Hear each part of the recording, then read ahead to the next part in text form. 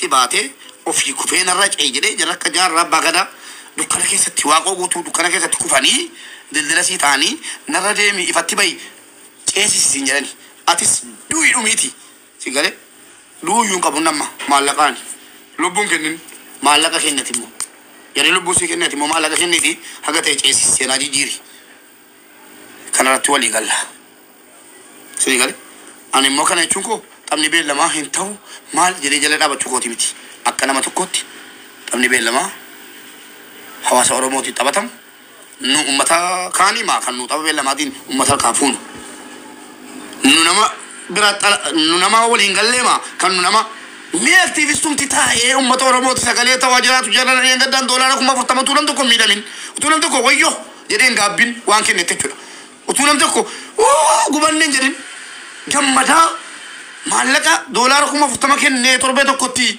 كان يشوما إني حواسني مالك أوفر كاكبا نما صداتي نما شكّي هاتو صداتي أمني خلاف أمانة ما تاني أسبان أمتاف أكاونتي أمني بناتي أكنتو شيخ أميري بلو كيسا جراتنو أستاذ رياب بامچا كيسا جراتنو كيسي كيسا تربالا پروتستانسي كيسا دبالا أبو ديگرارا تربالاتي أمتو رموتي مالك غولين كن دولار مليون پولن جنة أخان جيتو كتيو دولار مليون پولن پولان نمني مبارك مال جدنا نجرا غارو نمتو كو گيمي تبا چورين جرو نمتو كو مانا باني تبا چورين جرو Olgallan waa'ee gargaarsa. Olgallan waa'ee gargaarsa. An torbee tokkotti ergan qophaa koo gargaarsa malee sanuu namni meeqa mana banatee utuu geemii taphatu kadhattanii cufsiisaa doolaara kuma 40 fulaan yoo hawaasni Oromoo waliin galuun jedhin Oromoo walii gala warri TikTok irraa kun walii agallume. Numti warri TikTok irraa walii agallu kanaafi anaa jettanii komentii irratti wal arabsaa turtanii geemiin hawaasaa tapha mubaarik booddee taphatamu tapha mubaarik duraa taphatamu an geemii hawaasaa taphatamu kana barbaachisaadha jedhee yaadne maaliif beektaa yoo doolaara kuma 100 arganne 50 TikTokiin fudhatee 50 hawaasa keenya ergamaa jechuudha maaliif barbaachise ma kun kana galatoomi haga beektu asufte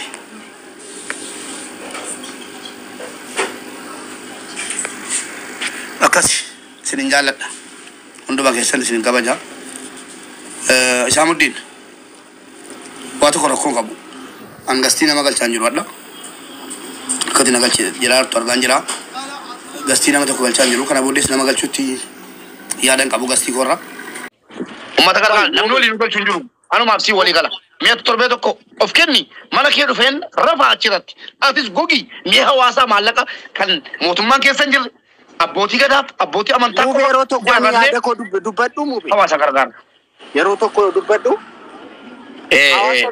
Hawaasa torban tokko guutuu gargaaraa baane. Ammallee hawaasa ni gargaara. Ka hundumtuu karaa dandeenyu. Namni maallaqa qabu maallaqaan. Namni immoo dhageettii qabu dhageettii isaati. Gargaaraa ture ammallee ni gargaara. So kana amma nuti guyyuma guyyaan asirratti wal nyaachuu qabna.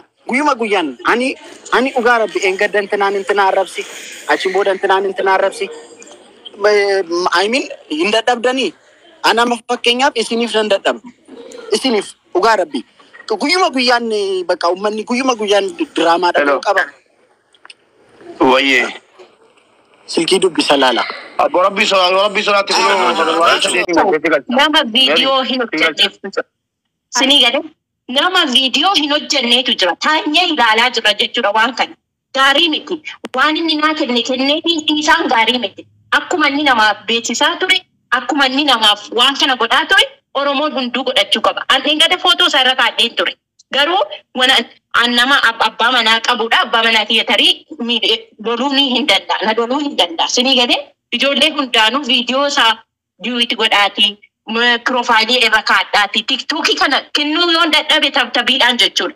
Baxabbaxuu qabna kalas mubaarak kuma 100 ilaalamuu qaba jedhee kaata gadi dabarsuu dadhabe. Haa ta'u malee adda deessin itti nima nama balleesse hin qeeqa hin lola nama toshe immoo galatoomi jedha. Sinii gade kanaafuu mubaarak an akka obboleettii tokkotti kanatti immoo Oromoodhaan hin taphadha jettee wanta gaafattu hin jiru. Hojjetattee viidiyoo kee video biraalee hojjetachuus hin barbaachisu ittaan sun illee mubaarakiif miti obboleessi keenya abdii yookiin abbaan abdii viidiyoo dalagateera abbaan barbaade sappoortii godhu isaa sitti namni biraa hin qabatina unkaan Oromoo miti. An akka yaada kiyyaatti Oromoon tokko kana booda waa'ee geemiitiin hin qarqaraminaa jedhamu an kara kiyyatti hin fudhadhu. Akkasi. Innaa amma dhuguma namni Mubaarakiin jaalattani dhuguma haxawatu jettani komentii keessan kana guutuu footoo isaa godhaa. Dhaqaatiin viidiyoo dalagaa. Akkasi. Galatooma. Galatooma Sifan Isamuddin. Welcome, Isma. Isamuddin. Akkam jirta brother nagaa qabda. Mubee akka ilaalcha kiyyaatti wanni kun wanna salphaadha jedhee yaada. Urjii Oromoo naarrabsuu keetiif galatoomis jedha garuu nama arrabsuun gaarii.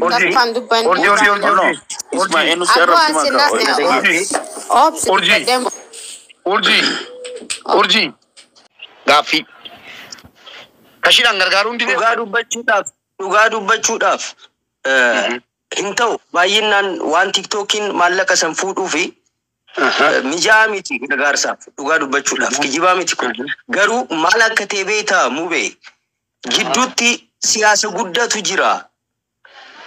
Wanna biraa akkasitti fakkaanne siyaasa guddatu jidduu jira. Maaliif akka ta'e beektaa ati afaan Tigriffaan dhageettu waan afaan Tigriffaa waan dhaga'uuf jaratti maal keessa akka jirtu waan beekuuf wanni isaan walgaaniif siyaasaadhaafis faayidaa qaba jedhee waan yaadeef malee akka taphni keetii hafuufi miti. Ijoolleen Oromoo Mubeerraa ni hafan jedhees dhugaa dubbachuudhaaf shakkii takka of keessaa hin qabu. Maaliif akka ta'e beektaa dhugumaan namoota Oromoo miidhamaniif sa'aatii meeqa liivii gubbaa teettee ummata keetii yeroo gargaartu kan arginee jirra. Kabajaasiif qabna baay'ee si jaalanna kun kijibaa miti dhugaadha. Sigalee garuu keessaan wal dubbachuudhaan maakii haga geemiin kiyya taruutti beeksisni sin barbaachisu saniin booda tapha keessan beeksisa dalaguu ni dandeettan jettee wal mari'achuu ni dandeettan wanna salphaadha jedhee waan yaaduuf. Sigalee as jidduutti garuu garaagarummaan atiif maakii jidduutti dhalamu kun akka malee baay'atee bakka hin taanes deemuu ni danda'a. Kanas hubachuu qabda. Ati dhugaa sabaaf jiraatta isin martuu sabaaf qabsooftan waan jiru. Anaan maakii gidduu waan jirus waan jiraatus barila. Makii obboleettii koo xiqqoo eenyuun na beekaa nama hedduudha waa'ee si eda afaan diin dhufee dubbachuu danda'a. Anaan makii gidduu wanni tokko sin jiraatu wanni tokko sin jiru si galee.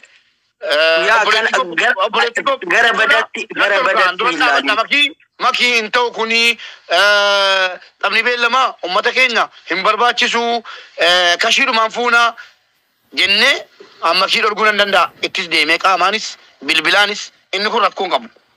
Si galee? Inni kun wanna tokko ta'e sitti himu ila akka qabsaa tokkotti baay'ee waan natti toltuuf isheen dhugaan sin jedhaa yaanni ishee maal akka ta'e akka tasaa al tokko waliin gaafanna beektaa. Dhugaan sitti himaa garaan ishee qulqulluudha. Ilaalcha badaatiin intala dhuftuu miti. Dhugaan sin jedha. Kanaafuu geemiin ishee haqamuu yoo danda'ame inni haga ati taphattu ni eegama wanni biraa hin jiru. Uummanni Oromoo si jalaa hin hafa jedhee si yaadu ani akka ilaalcha keetii jechuudha. Isin martuu ijoollee Oromoodhaaf qaaliidha. Isin martuu ijoollee Oromoodhaaf dhugaa dubbachuudhaaf yeroo rakkoo ijoollee fuuldura dhaabattanidha. Uummanni Oromoo isin galateeffata. Kana beekuunis wanta guddaadha jedhee yaada. Nu jidduutti garaagarummaan takka uumamuu hin qabu. Saamuudinaati xiqqoo si beekaa waan taateefi na obsitee waa'ee makii sirraa dubbadhu yaada ati fidduufi ilaa dhaggeeffadhaa namni kuma 800. Yaada Abi Saamuddin fiduufi yaada makii fidu dhibbatti nan fudhaa bareeda. Hubadhu addas Boris nama rattanaa saana. Feetu amma hambisuu dandeessaa tapha koo. Yaada ati fiduuf yaada makii fidu bilchaataadhaan biratti. Jaallattee jibbite. Sin hordofa sin arga. Eengadde gaafa sagaxeen abbaan barbaadde gadi baatee hawaasa kana gad xiqqeessitee saree gootu. Namni ofii saree ta'e qolate siif makiidha. Dhugaa jirtu sitti maan. Lakkii hojjetaa hartaatis. Qabsaarta sirriitti wallahi haqa nama dhoksuun jaalladhuan sin kabajaan kabaja guddaan si qaba garuu waa tokko wanta sitti uumaa hin beektaa Isaamuddin dhugaadha innatti jette siyaasa bareedaadha garuu waa tokko sitti muu Isaamuddin mee yoo rabbii sodaata dhugumatti ilma Oromooti ati hadheeffattee dubbatta sinuma yoo wanta dubbattu waan hin taane miti waan jabaa dubbatta gadi jette mi akka nu gootu haasaa tokko dheeraan barbaadu dhiifama naa godhi afaan keettan haasaa qabe siin naada wali lakkoofsa amma si barreessa keessaan nu ijaari makii ijaari nu tokkoomsi silaa tokko nu tokkoomsiiti ji'a tokkoof geemii hambisi hin duunu dhageesseera dhugaan sitti maan dhugaa adii geemii hambisiiti hundinuu isaa muddiin irra kaasee durabummaa fudhuuti ummata biyyaa ummata namoota jajjaboon sitti kennu jira nama 10 ta'aati waa biraa miti kan nu hojjennu Gujii Shawaa Baalee Boorana Walloo fi Cinaksan gargaarra hundi keenya waltaanee akkaawuntii Ustaaz Raayyaa Abbaa Macaa sin qunnamsiisa Ustaaz Jamaal Aliyyi sin qunnamsiisa warra biyya keessaa natti gati abbootii garaa sin qunnamsiisa mee Rabbi baga walitti nu qabe akka namni yaada koo kana fudhatuuf dhiisu ilaalta ji'a tokko geemii dhiibne hunduma namaa guyyaa tokko mana makiitti guyyaa tokko mana kootti guyyaa tokko mana abbaa barbaadeetti mee kana godhi qubna gara hojjedhu waa biraa dhiisi waa'ee geemii kooti waa'ee maali jagalluuti isinii ta'amu yaa uummataa isiniin ta'u yaanni koo kun mee isaa muddiin gadi ilaali komentii waadaanuu gali kunoo hayaat jirti akka dubartitti hin bushaan hin jira koree jinni jaankaa biyya keessaa ijaarame kana godhee asfalligim akkaawuntii qulqulluu nuuf haa ta'u Ustaaz Raayyaa Abbaa Macaa ofitti qabi Ustaaz Jamaal Aliyyi ofitti qabi namoota namni jaallatu shan qofa biyya walitti qabadhuuti isaa muddiin ati dura bu'aa ta'e asitti minimma asfalligamne aangaan kun akka dubartii taa'aa jirti miyaan jirti rabbii jedhaa nu ijaaraa ji'a tokko geemii dhiifnee nama kuma ilaa kunoo yessi ijaara malla meemeenuu hojjechiisi yoo dhuguma Oromoo quwwanta ta'e isaa muddiin funyaan koo qabi torban kana nam tokko mana sitti hin banu naan jedhi dhageesse nam tokko geemiin taphatu ati babbaabdiin ilaas kanatti nu gargaarsimee waa biraa dhiisi uummanni dhumaa jira.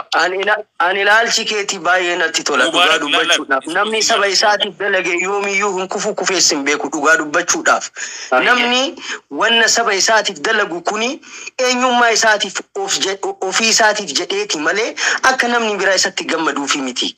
Kana nan beeka garuu al tokko maaltu jira beektaa yaada bilchaayyoo tokko qopheeffite ijoolleen takka ilaalchi isaanii maal akka ta'e hin beeku yoo ati beekamtii hin qabaannes yaada san sirraa fudhachuu hin barbaadan al tokko waanuma jiru garuu wanna kana amma hin himne mube isin ijoollee jajjaboodhaan hin beeka isin bakka tokkotti jiraattan kunniin biyya tokkotti jiraattan kunniin oto tokko taatanii dhugaa dubbachuudhaaf amma yeroon rakkoo uumamu qofa osoo hin ta'in oto rakkoon uummata Oromoo irratti otoo hin dhufini isa dura baasii ji'aan baasamuu danda'u waligalteedhaan ijoollee beekamtii qabdan isin amanna abdii isin irratti qabna ji'aan baasii baasamuu kan danda'amu yeroo rakkoon dhufu evaluation jirtaa goofandimii jira kottu baasii jechuurraa waldaa guddaallee otoo dhaabdan baay'ee natti tolaanaaf maaliif akka ta'e beektaa jaratti bira laaleen jira waldaa akkanaa qaban yeroo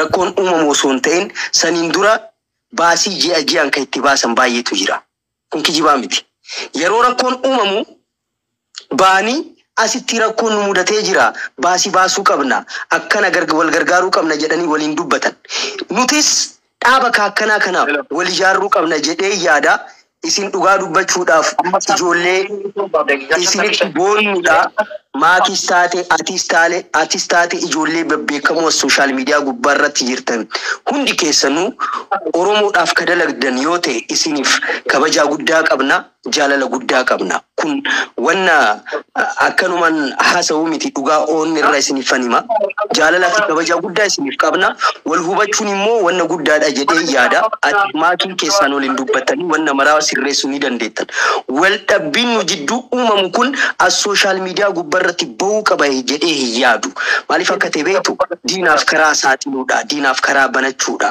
wanni maraa keessaan dhumuu qaba jedhee waan yaaduuf nubee baay'ee jaalannaa waanuma ta'uu ni goona. Usaamutti an akka yerootti jetti doolaara 100 nan kenna jedheera amma kijibaan jiruan waan jaan duraan sitti maara guruppii ijaarannee socho'uu eegallee jirra garuu ofii hojjettee kaateeyyi ummata hojjechiifta si galee kanaaf ana urjii eegallee jirra yaada kana immoo nama 2,000 irratti barana wayinaa dhufeennaan ummanni yaa ummata Oromoon dukkanatti deemaa jira kutaa kooti hin jennu Oromoon biyya jiru keessatti wal ijaaree jetti doolaara 10 yookaan birrii Itoophiyaa 100 walitti buufachuun dirqama ta'eera kana booddee wanni nu nama 3 fuunee ol baanee Liibiyaatti qabame Oromoo beelee jennuuf hin jiru namni Oromoo ta'e galmee seenaatti galmaa'ee dhageesse galmee seenaatti galmaa'ee galmee qopheeffannee biyya jiru keessatti fakkeenyaaf akka yerootti makii yoo kaatan kaawuntii baankiin bannaa fi waa hundan goonaa fi makii ani immoo nan hirmaachisaa akka Ameerikaatti isteetii irratti namni yoo kaame doolaara kudhan qofa yoo kan hoggaan kaffalee jedhe nam tokko doolaara 100 kaffalee 120 kaffalee kan hoggaa kaffaleera wanni inni qaxxaamuraan birrii kenni jedhamu jiru wallahi ni Shamsuddin birriin kuni yoo xiqqaati jetti doolaara miiliyoonaan malee na amani bareechiti doolaara angatiin beekufani gatiin gargaarsee beekufani Liibiyaattis gargaarsee beekaas taa'e peejii koo kenne sigale ummanni Liibiyaa jirus ummanni biyya alaa keessa jiru rakkachuu baate jetti doolaara 10 yookaan immoo birrii Itoophiyaa 100 abuubatu mee rakkinni Oromootti zirra jettu jennaan ummanni walii galee warri Bahareen na dubbisanii jiru Qaatariin na dubbisanii jiru maalan jedhe ummataaf birrii ummataa walitti qaba jedhee akka hattuun sin saameen deemne immoo nama amanamaa godhadhaati mee jetti doolaara 10 buufadhaa jennaan ummanni Oromoo ishi jedheera mee birrii 100 akka inni buusu goona amma ji'a tokkoo fi TikTok irra namni jiru akkuma amma gir jedheela bakka kun gobeetta abbaa abdii jira namoonni hedduudha jiru kanaaf as taa'ala miti yoo bakki nama mana banateen deemtee koreen kaame rabbii jalaan irraa cufadha ji'a kana Oromoodhaaf jiraanna waaqoo guutuu nuuf du'e jaarraa abbaa gadaa nuuf kubeefi kanaaf nummoo lubbuun kenninu maallaqa kenninee seenaa achi ceesifna yoo jenne ummanni nun diduu jennaan ummanni ishii jedhee gammadee jira mee aasaa yaada dhiisiiti yaada kanarratti fudhu yoo ummanni kun as jala yes jedhee si barreesse guyyaa qopheeffadhu gaafa akkanaa eegale jedhi gadi ba'i isaan ina rafama eeyyee ina rafama mukasitti cabsama hattucha jedhamtee ina rafanta ummata keetiif rafamte ammuman dura bu'ee sitti balaa anna rafama eeyyee torbee suuraa koo gaddeebisu warri akaawuntii biyya keessaa banan ina rafamu eeyyeen hawaasa isaatiif namni rafsanne immoo jira narabsamtu hawaasa keeti kanaaf qopheessi malee eenyuna shuuma toota makaate eenyu shuuma na jette nama 100 sii fidu no akkuma kooti kutii keessa bayi malee intinaan jedhin namni naa shuumuun jedhin maaliif akkaawuntiin keetii miti kaa ati akkaawuntiitti siqin akka namni si shakkine akkaawuntumatti siqiniiti akka Ameerikaatti maaliif Liibiyaatti obbolaan jalaa qabamnaan aliyyi lakkii dhimma hawaasaa dursaa afaan keessan qabadhaa jedhee waatsaappii keessatti gad dhiibaa jira sigale kanaaf isa kana yoo walii galchite wallahi ummanni as goree achiin garu Shamsuddin waan tokko ati fooloora guddaa qabaachuun qabdu yaada bilchaataa qabda kanarratti hojjedha Oromoo yoo kanan taane yoo buusiin jeetti ummanni doolaara 10 kenne wanni jee tokkotti buu Oromoo jee lama achi tarkaanfachiisa jedheen amanaan sigale gatiin kaalkuleet godhee argeeffani yaada kee kennadhu kanarratti inni ta'eera Gemiran ummata gargaarani jala murii ajjeesi in ta'u ummanni suni Shamsuddin fixeera deeqaa tokkitti sana booddee naasoo olamu ummanni suni waliin jaallatu Shamsuddin namoonni tokko yeroo ilaaltu maal jedha betta Oromummaa kana utuu ofirraa baasee Oromoo sirraallee nageenya diima manaa godhi Oromummaa kana utuu bakkitti gurgoon jiraate jedha waan mucuu tokko koomeentii tokkoof sigale Oromummaa kana immoo lubbuu isaa kenneen argatu sigale wanta akka Oromoo walii galu hin jiru na amanati waan jedhee fakkaabaan Oromoo waliin galle doolaara 47 tokkotti fulaan waan Shamsuddin doolaara 47 tokkotti fulaan Oromoo walii galtee qabnerra sanuu saatii rakkinaa kana keessa sigale sanuu saatii Booraniif Wallaggaaf Wallooniif bakki meeqa gargaaramaa jiru kana keessa Oromoo waliin galle irraa akkamitti doolaara 47 fuutaati qophaa kee kanaa jennaa walumaa galatti wantan sitti himu tokko Oromoo wal jaallata Oromoo walii gala jarrisuun wanti jarri geemii godhaniif maali beektaa Shamsuddin yaadallee sin caalu walii galtee gatiin qabneef የጌም ጫወታ የምናምን ጫወታ 5 ሚሊዮን 3 ሚሊዮን jedhee seeneeti qixxee tiktookii nyaachise gati walii galteen qabnedha qixxee mochi baasee masaraa bitee uummata keenya fixaara siigala kun keenya yoomnu dhawwate maa Shamsuddin nu amanamne gad itti baane akkaawuntiitti siquu dhiiftee ati akka namni shakkiin qabu wal shakkaa eeyyee wal shakka akkaawuntii kiyyaa miti fakkeenyaa Minisootaa biratti akka Minisootaatti ana miti abaluudha jettee galmeedhaan kennama waan ta'eef namatti kennee moojatti dhufee dubbisa waan ta'eef innis wareegama kennee guyyaa tokko jee keessa dubbisa waan ta'eef wallahi birriin jee tokko funaanamu rabbii koottan kakadhe Oromoo jee lama jiraachisa jaallattanii jibbitanii namni immoo galmee kanatti hin galle ilaa achitti gaalan Oromummaa walirraa mulqitu achirratti naa jabaattaa jechuudha namni Oromoo ta'e gargaarsa kana keessa hin jirre yoo bor qiyaamaan gadi tarte Dhagaya kee dide taanaan si galee hin jiru Oromoo keessa bakka garaa jabaachuun asirratti dhiifama naa godhiiti. Kun intala Oromooti mubeen Oromoodhaan dhaabbataa ture mubeen hadha dhufee birrii 100 Itoophiyaa funyaan qabamee kaffalachuu qaba lubbuu isaatii. Hawaasa biyyaatiifis malee inni Saamuddin jeejetti cagadamee nama biyya Arabaa keessa taa'ee Saamuddin birrii ija tokkoffaa kan eeggadda gaafan obboleessi keenya kan argee gargaarsisu intalli tokko birrii 480 kennite wallahi birrii ija dhufurraan fudhe jette Saamuddin gana inni kaan immoo hin tuqamne obboleesso inni kaan hin tuqamne inni kaanoo fixee ni keeffataa jira birrii ija dhufurraa eenyu inni sobanii lafa kaanii girrisanii an Oromoodha Oromoo koo qabsoo keessan ture qabsoodha kunumti doolaara 10 buufatu nafsii isaatiin nu rakkisini eenyunu warra biyya keessattuu gadi buumna kan haga Oromoon rakkina keessa bootti fixeera yaada kanarratti kumeetti fudhu fixeera dubbadhu amma bitadhe asuma gubbaa ba'een dubbadha namtichumti wanna badii yookaan uummata Oromoo gargaaruudhaaf an qophii miti yoo naan jedhees waanuma deebii inni naa deebisee asuma irratti ifa isiniif godha dhugaa dubbachuudhaaf garuu kana jechuun geemiin mubee hafuu qabaa yookaan geemiin maakii yaadde kuni hafuu qaba osoo hin ta'in guututti geemii amma maakiin yaadde kuni beeksisa soosootti ittiin dalagamin haa dhaabatuuti erga mubeen geemii isaa taphatee booda ishees taphattee waanuma ta'e haa ta'u saniin booda garuu gara walumaa galatti gargaarsatti deebina. Kana jechuun maal jechuudha?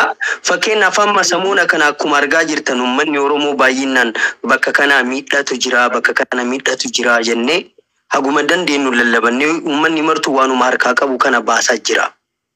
Ni beektan jedhee yaada. Geemiin mubees hafuun qabu, geemiin maakis hafuun qabu. Kan geemiin maakii faayidaan isaa maal akka ta'e beektu? Faayidaa galii achirra argamu osoo hin ta'in faayidaa siyaasaa guddaatu jira.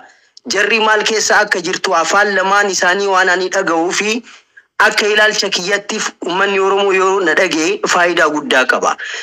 Garuu geemii mubee dura beeksisni dalagamuu hin qabu haa dhaabbatu erga mubeen taphate booda isaanis haa taphatanii erga taphni isaanii dhume booda immoo walumaa galatti gara tokkummaatti deebine ijoolleen as sooshaal miidiyaa gubbaa baate akkuma geemii taphachaa jirtu tana ummata isaaniif yoo didanii nutis baanee saaxila baafna maaliif akka ta'e beektu ni beekna namni faayidaa dhuunfaa isaatiif kasochuu baay'eetu jira kun kijibaa miti dhugaadha.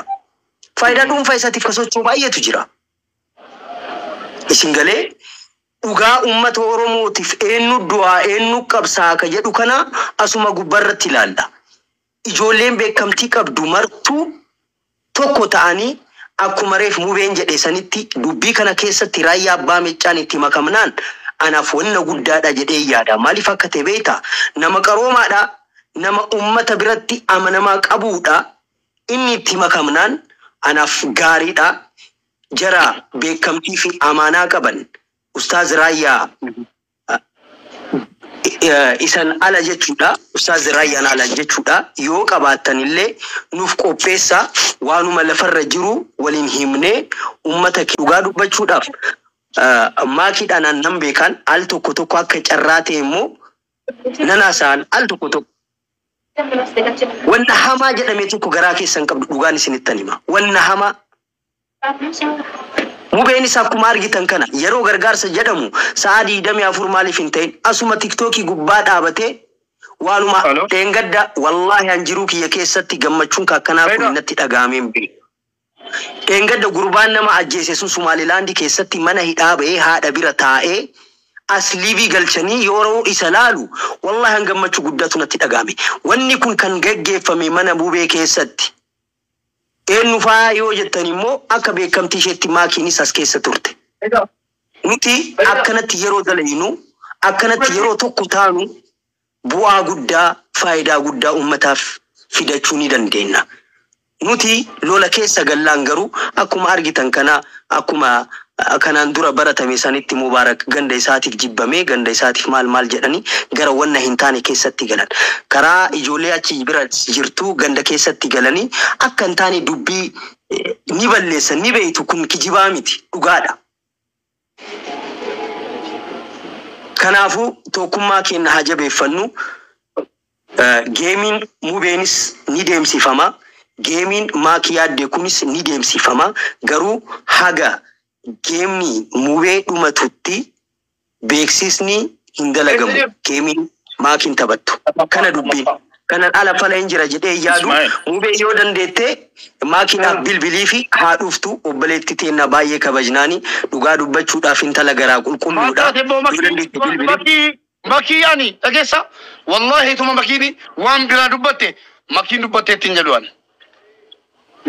Nan beeka waa hunda nan beeka Isaa makii jechuun hadhas kabaja qabaaf Booris kabaja qabaaf Iftaanis kabaja qabaafi si galee.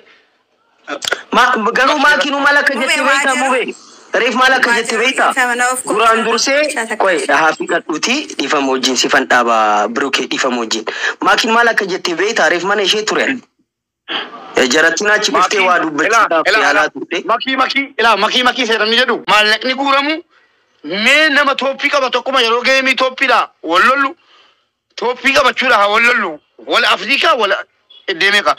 Isa nama sinjeres hojiirra oolcha isa nama jedhee ka'e jetti buusiira buufamu akka kayrootti birrii 100 Itoophiyaa miti wallahi doolaara 100 waan nyaadhurraa ilmoo koorraa fuudhee doolaara 100 nan kennadhaan jetti ummata Yesuus Taazraa Abbaa Macaa Sheekh Amiini biroo Jamaal Aliyyi warri kun keessa jiraannaan abbaan barbaade halkaa fuudhu jarri nu qaqqabeera jedhanii gabaasaa kennanu malee ummata jetti kennamuu qabaayyuu malee geemii tokko yookiin geemii lama waan dhaabatu. Dhugaa dubbachuudhaaf mubee akka dhalataa Oromoo tokkotti jarri tuni wanna kana keessatti hirmaannaan ani shakkii takka hin qabu. Dhugaa dubbachuudhaaf jara amanamanii ijoollee Oromoo biratti jechuudha. Jara amma maqaa isaanii dhufte kunniin jara jabaadha. Kanaaf dunaa worry about namni wantaan biraa maal akka jedhu. Welcome godhi namoota supporting godhi namoota yaada faallaa qabaatanii fudhadhu of keessatti bushiitii ofii kee bittaasa yeroo rafii malee namaan biraa gadi baasteellee maaliif karaa kee irraa si deebisuu dudduba si deebisuu duwwaatu hin ta'inillee namoota si fakkaatanii nama hojiif ka'anillee duddubatti deebisuu danda'u jechuudha. Yaadi lammaffaa kan hin qabu immoo geemii irratti eenyullee kan isa gammachiisu gochaa jira. Namoonni geemii asirraa amma fakkeenyaaf aan bahee taphadheen beekuun taphadhu garuu alaan laayifii mataa koo qaba sababa kootu gargaaruu barbaadullee saba koof jiraachuu barbaadu. Bukkeedhaan wanta na gammachiisu wanta godhu anatu beeka. You know what I mean? Kanaaf wanta sin gammachiise geemii mititi wanta barbaadde yoo gootanii geemii sarara namni nagadee asitti uummata isaa gargaaruu danda'a. Geemii argattan irraati uummata keessan gargaaruuf isin feetanii gootanii jennaan giiftii isin ilaatame dabarsanii laattanii jennaan biizinasa nama tokkooyyuu miti. Because iskiriinii fuuldura kan ta'u isin malee namaan biraa miti. Kanaaf immoo geemii irraa wanta argattanii gara pookeettii keessanitti yoo gashtanis biizinasa namaan biraa miti. Namni isa quuqee hin dhufiin isin hin gargaarin giiftii isin ilaatiin dudduba deebi'uu jechuudha.